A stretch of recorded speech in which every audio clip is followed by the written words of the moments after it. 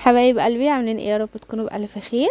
جيت لكم بقى بمكون لازم يبقى موجود عند اي شيف بيعمل حلويات، ويبقى هو الرئيس في الحلويات يعتبر.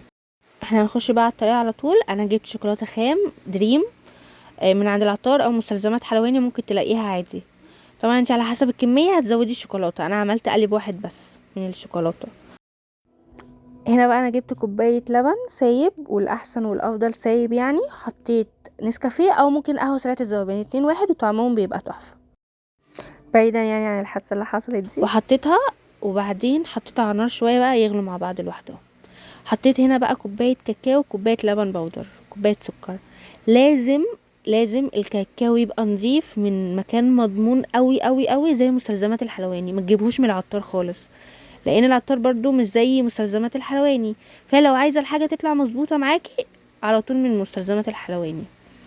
هنا بقى وحطيت شويه زيت، وحطيت لبن، وحطيت فانيليا سايله. انت عايزه ممكن تحطي بودر، وشويه الزيت كملتهم برضو بعد ما قلبنا شويه اهو زي ما انتم شايفين. انا حطيت يعتبر نص كوبايه من الزيت.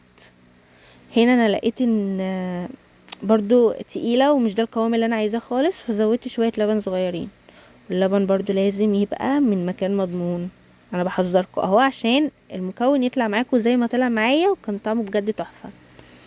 هنا بقى انا قلبت المكونات اللي انا عملتها معاكم.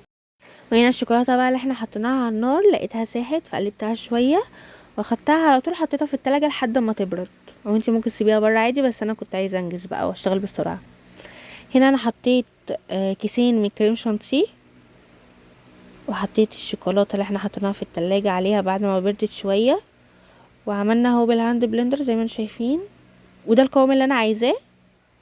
حطيت بقى المكونات اللي انا حطيتها اللي هي الكاكاو واللبن والبودر والحاجات دي كلها، حطيناها اهو مع بعض. طلعت النوتيلا جماعه بجد طعمها كان تحفه، وما فرقتش حاجه عن اللي بره.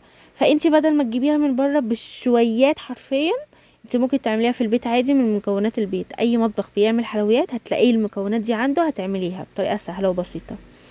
واتمنى يكون عجبكم.